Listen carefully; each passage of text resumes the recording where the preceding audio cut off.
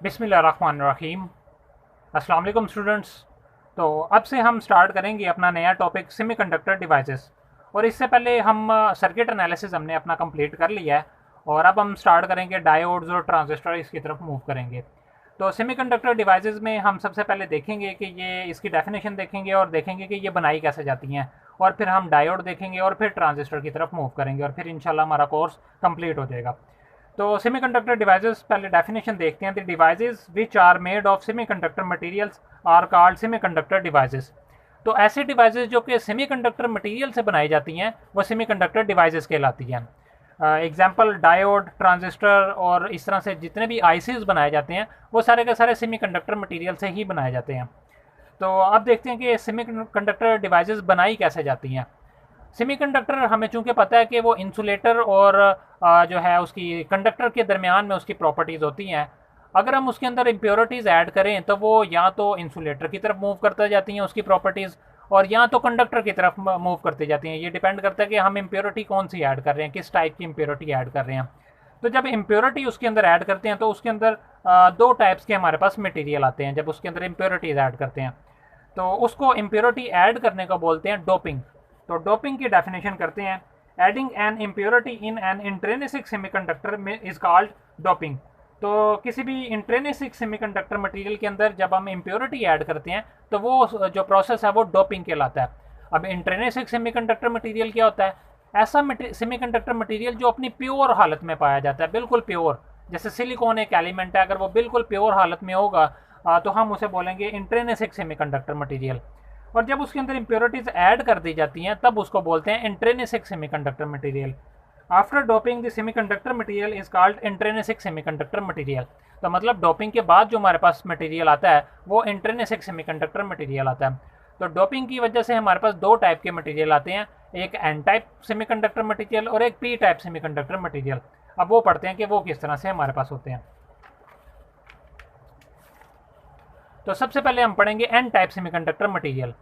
तो N type semiconductor material पढ़ते हैं। When A pentavalent element is doped with the semiconductor material the resulting material is called an type semiconductor material. तो जब कोई भी pentavalent element जो है उसकी डॉपिंग की जाती है सेमीकंडक्टर मटेरियल के साथ, तब जो हमारे पास रिजल्टेंट आता है, जो हमारे पास इंट्रिंसिक सेमीकंडक्टर मटेरियल आता है, उसको बोलते हैं एन टाइप सेमीकंडक्टर मटेरियल। अभी देखते हैं कि इसको एन टाइप क्यों बोलते हैं, इसका नाम एन टाइप मटेरियल क्यों है। अभी पहले इसको देखते हैं कि इसके अंदर हम सिलिकॉन एक सेमीकंडक्टर मटेरियल लेंगे और इसके अंदर एक पेंटावैलेंट एलिमेंट को डोपिंग करेंगे और फिर इसकी कुछ प्रॉपर्टीज़ देखते हैं, फिर इसके नाम के ऊपर आएंगे कि इसका नाम एन टाइप क्यों है। तो ये मैंने सिलिकॉन ले लिया। सिलिकॉन के अंदर अगर हम कोई पेंटावैलेंट एलिमेंट डालते हैं, कोई डोपिंग करते हैं पेंटावैलेंट एलिमेंट की, तो फिर देखते हैं कि ये सिलिकॉन की शेप किस तरह की हो जाती है। सिलिकॉन मटेरियल जो है, जो इंट्रिंसिक सेमीकंडक्टर मटेरियल हमारे पास आता है, उसकी शेप कैसी हो जाती है। तो अगर मैं एक पेंटावैलेंट एलिमेंट लूँ, जैसे एंटीमनी, मेरे पास एक पेंटावैलेंट एलिमेंट है, इसकी अगर मैं डोपिंग करूँ सिलिकॉन के साथ तो वो कुछ इस फॉर्म में आ जाती है कि हर पेंटावैलेंट एलिमेंट के गिर्द चार सेमीकंडक्टर एटम जो हैं, सिलिकॉन के एटम जो हैं, वो उसके साथ बॉन्ड बना लेते हैं। पेंटावैलेंट एलिमेंट एक ऐसा एलिमेंट होता है जिसके वैलेंस इलेक्ट्रॉन, वैलेंस शेल में 5 इलेक्ट्रॉन्स होते हैं। और हमें पता है कि सिलिकॉन के जो वैलेंस शेल में 4 इलेक्ट्रॉन्स होते हैं। और ये जितने भी वैलेंस इलेक्ट्रॉन जितने भी होते हैं उन सबको बॉन्ड बनाना होता है अपने जो करस्पॉन्डिंग जो भी इर्द गिर्द जितने भी एटम है उनके साथ बॉन्ड बनाना होता है। और वैलेंस इलेक्ट्रॉन तमाम के तमाम बॉन्डिंग के अंदर पार्टिसिपेट करते हैं। तो सिलिकॉन के चूँकि 4 इलेक्ट्रॉन्स हैं और ये चारों इलेक्ट्रॉन बॉन्ड बनाएंगे, और जो हमारे पास एंटीमनी का एटम है उसके पास 5 इलेक्ट्रॉन्स हैं और वो पाँचों किसी ना किसी के साथ बॉन्ड बनाएंगे। तो अगर मैं यहाँ पे इस सिचुएशन को देखूँ तो एंटीमनी के चूँकि 5 इलेक्ट्रॉन है, ये 5 इलेक्ट्रॉन, एक रेड और 4 ब्लू, ये 5 इलेक्ट्रॉन एंटीमनी के हैं। और इसी तरह से 4 इलेक्ट्रॉन हमारे पास ये सिलिकॉन के हैं। तो हर एंटीमनी के गिर्द 4 सिलिकॉन के एटम जो हैं वो उसके साथ बॉन्ड बना के रखते हैं। ये सिलिकॉन का एक इलेक्ट्रॉन आता है और एंटीमनी का एक इलेक्ट्रॉन आता है, ये आपस में बॉन्ड बना लेते हैं। इसी तरह से उसके लेफ्ट साइड पे एक सिलिकॉन का एटम आता है, वो एक और इलेक्ट्रॉन के साथ बॉन्ड बना लेता है। और फिर इस तरह से नीचे और राइट साइड पे भी इस तरह से बॉन्ड बना लेते हैं। तो 4 इलेक्ट्रॉन जो है वो इस तरह से एंटीमनी के जो इलेक्ट्रॉन्स हैं वो सिलिकॉन के एटम्स के साथ बॉन्ड बना लेते हैं। इसी तरह से आप कहेंगे कि ये बाकी 3 इलेक्ट्रॉन जो सिलिकॉन के हैं ये तो फ्री हैं, ऐसा नहीं है। ये किसी दूसरे, यहाँ पे भी ये कोई एटम आ जाएगा एंटीमनी का, वो इस इलेक्ट्रॉन के साथ और इस इलेक्ट्रॉन के साथ बॉन्ड बना लेगा। इस तरह से ऊपर एक एंटीमनी का आ जाएगा एटम, वो इसके साथ बॉन्ड बना लेगा। तो ये सारे के सारे जो है बॉन्ड बना के रखते हैं, एक दूसरे के साथ जुड़ जाते हैं, बॉन्ड बना के रखते हैं तमाम इलेक्ट्रॉन। लेकिन आप एक चीज़ गौर करेंगे कि एंटीमनी का एक इलेक्ट्रॉन जो है वो बच जाएगा। सिलिकॉन के तो सारे पूरे हो जाएंगे जब यहाँ पे हम एटम्स लगा देंगे एंटीमनी के, लेकिन सिलिकॉन जो एंटीमनी का जो एक इलेक्ट्रॉन है ये बच जाएगा। चार चार इलेक्ट्रॉन जो है वो बॉन्ड तो बना लेंगे, लेकिन एक जो पांचवा इलेक्ट्रॉन है ये बच जाता है। और इस इलेक्ट्रॉन को जब थोड़ी सी भी एनर्जी मिलती है, थोड़ी सी भी थर्मल एनर्जी मिलती है, तो ये फ्री हो जाता है, ये अपने उस शेल में से निकल जाता है, क्योंकि एक अकेला इलेक्ट्रॉन बचा होता है ये। तो अकेले इलेक्ट्रॉन को शेल में से निकालने के लिए बिल्कुल थोड़ी सी एनर्जी दरकार होती है, जो कि आम रूम टेम्परेचर पे भी उसे मिल जाती है थर्मल एनर्जी। अगर आप देखें ना तो 20 डिग्री सेंटीग्रेड, 21 या 25 डिग्री सेंटीग्रेड, इस टेम्परेचर पे भी कुछ ना कुछ हीट होती है, उस हीट पे भी ये फ्री हो जाता है। तो ये हमारे पास जो फ्री इलेक्ट्रॉन्स इस मटेरियल के अंदर आ जाते हैं। ये तो मैंने एक एटम के लिए किया।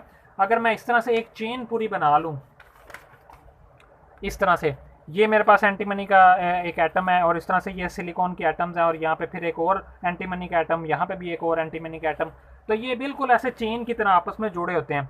तो इसके अंदर आप देखें ये सारे के सारे जो सिलिकॉन के एटम्स हैं, ये भी 4 इलेक्ट्रॉन्स के साथ बॉन्ड बना लेंगे एंटीमनी के। फिर इस एंटीमनी के एटम के साथ ये 4 जो सिलिकॉन के एटम बॉन्ड बना लेंगे, इसके साथ ये 4 बना लेंगे। इस तरह से ये चलता जाएगा काम।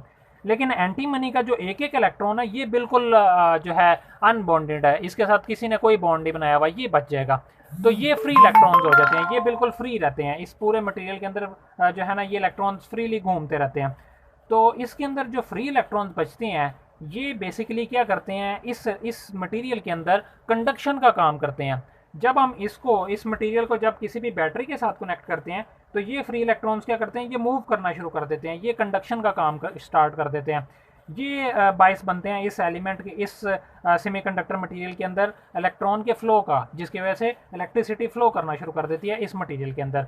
अदरवाइज हमें पता है कि सिलिकॉन के अंदर से इलेक्ट्रिसिटी फ्लो नहीं करती, क्योंकि वो सेमीकंडक्टर मटेरियल है, बहुत कम इलेक्ट्रिसिटी जो फ्लो करती है। लेकिन जैसे ही हम पेंटावेलेंट जो है एलिमेंट के साथ डोपिंग करते हैं, तो इसके अंदर से इलेक्ट्रिसिटी फ्लो करना शुरू कर देती है due to these free electrons. तो फ्री इलेक्ट्रॉन के ऊपर क्योंकि नेगेटिव चार्ज होता है, तो नेगेटिव चार्ज जो है इसके अंदर जो चार्ज कैरियर है, जिसकी वजह से चार्ज मूव कर रहा है, वो नेगेटिव है, इसलिए हम इसको बोलते हैं एन टाइप सेमीकंडक्टर मटेरियल। ठीक है, इसलिए इसका नाम हमने एन टाइप सेमीकंडक्टर मटेरियल रखा है। क्यों? क्योंकि इसके अंदर जो हमारे पास मेजॉरिटी चार्ज कैरियर है वो नेगेटिव चार्ज है, इसलिए हम इसको बोलते हैं एन टाइप सेमीकंडक्टर मटेरियल। तो इस तरह से basically N type semiconductor material बनाया जाता है। और डोपिंग की कैसे जाती है? सिलिकॉन जो है वो तो हमारे पास सॉलिड हालत में पाया जाता है, और एंटीमनी ये भी सॉलिड हालत में पाया जाता है।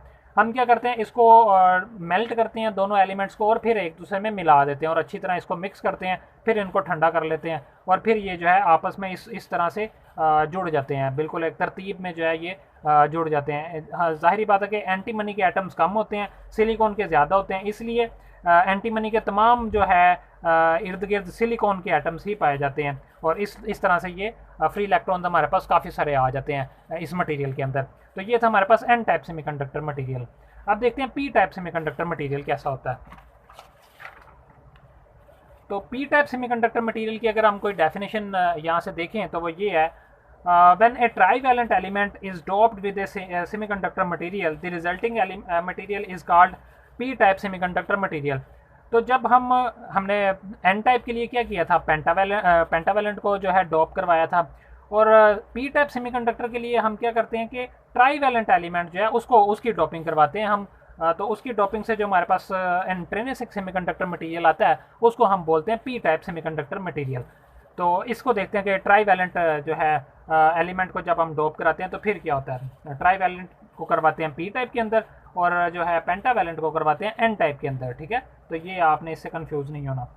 तो ट्राईवेलेंट एलिमेंट एक ले लेते हैं। तो बोरोन हमारे पास जो है वो ट्राईवेलेंट एलिमेंट है, इसके जो वैलेंस शेल के अंदर 3 इलेक्ट्रॉन्स होते हैं हमारे पास। तो इसको भी जब हम सिलिकॉन के साथ डोप करवाएंगे तो फिर क्या होगा, 4 जो हमारे पास सिलिकॉन के एटम्स हैं वो इसके गिर्द इकट्ठे हो जाएंगे, और इसके पास चूँकि 3 इलेक्ट्रॉन्स हैं तो 3 सिलिकॉन के एटम तो बॉन्ड बना लेंगे, लेकिन चौथा जब बॉन्ड बनाएगा इसके साथ तो वहाँ पे 1 इलेक्ट्रॉन की कमी हो जाएगी। बोरोन के पास चूंकि 3 ही इलेक्ट्रॉन्स होते हैं तो 3 एटम तो बॉन्ड बना लेंगे, लेकिन एक इधर वाली जो डायमेंशन है यहाँ पे सिलिकॉन का एटम तो आएगा, लेकिन वो जब बॉन्ड बनाने की ट्राई करेगा तो यहाँ पे एक इलेक्ट्रॉन की कमी आ जाएगी, तो वो यहाँ पे पार्शियल बॉन्ड बना लेगा बोरोन के साथ। उस जो है बॉन्ड की वजह से यहाँ पे क्या होगा, एक डेफिशिएंसी हो जाएगी इलेक्ट्रॉन की कमी रहेगी यहाँ पे, क्योंकि बॉन्ड बनाने के लिए कोवेलेंट बॉन्ड यहाँ पे बन रहे हैं। कोवेलेंट बॉन्ड बनाने के लिए 2 इलेक्ट्रॉन दरकार होते हैं, दोनों जो एटम है वो एक एक इलेक्ट्रॉन पार्टिसिपेट करते हैं कोवेलेंट बॉन्ड के अंदर। तो इन तीनों के साथ तो कोवेलेंट बॉन्ड बन गया, लेकिन ये जो चौथा बचा हुआ है इसके साथ यहाँ पे बॉन्ड जो है वो पार्शियल बॉन्ड बनता है, जिसकी वजह से यहाँ पे होल बन जाता है। एक होल मतलब डेफिशिएंसी ऑफ इलेक्ट्रॉन। तो डेफिशिएंसी ऑफ इलेक्ट्रॉन जहाँ पे होती है वहाँ पे पार्शियल पॉजिटिव चार्ज आ जाता है, ठीक है। तो ये पार्शियल पॉजिटिव चार्ज एक्ट करता है, जिस तरह से यहाँ पे नेगेटिव चार्ज एक्ट कर रहा था फ्री नेगेटिव चार्ज के तौर पे, इस तरह से यहाँ पे पार्शियल जो ये पॉजिटिव चार्ज आया हुआ ये भी फ्री पॉजिटिव चार्ज की तरह यहाँ पे इस मटेरियल के अंदर एक्ट कर रहा होता है, ठीक है। ये एक मैं बात यहाँ पे क्लियरली बता दूँ कि इस मटेरियल के ऊपर नेट चार्ज 0 होता है, ठीक है। जब भी आपसे क्वेश्चन पूछा जाए पी टाइप सेमीकंडक्टर मटेरियल के ऊपर नेट चार्ज कितना होता है, तो नेट चार्ज हमेशा 0 होता है। इसी तरह से एन टाइप के ऊपर भी नेट चार्ज 0 होता है, पूरे मटेरियल के ऊपर कोई चार्ज नहीं होता, ठीक है। यहाँ पे पार्शियल पॉजिटिव चार्ज बन रहा है, इसका मतलब यहाँ पे कोई और पार्ट होगा जहाँ पे नेगेटिव पार्शियल नेगेटिव चार्ज आ रहा है, ठीक है। वैसे होल जो पूरा मटेरियल है वो न्यूट्रल रहेगा। तो ये हमारे पास आ गया। इसी तरह से जब इसकी भी हम लेयर्स देखें तो ये इस तरह से काफ़ी सारे बोरॉन के जो है एटम्स बॉन्ड बना के रखते हैं सिलिकॉन के साथ, और काफ़ी सारे होल्स हमारे पास आ जाते हैं। इसको जब हम बैटरी के साथ कनेक्ट करते हैं तब भी इसमें से भी करंट फ्लो करना शुरू कर देता है, और इससे जब करंट फ्लो करता है ये चूँकि होल्स की वजह से, और होल्स को हम पॉजिटिव चार्ज आमतौर पर कंसिडर करते हैं, तो मेजोरिटी चार्ज कैरियर इसके अंदर क्या है, होल्स।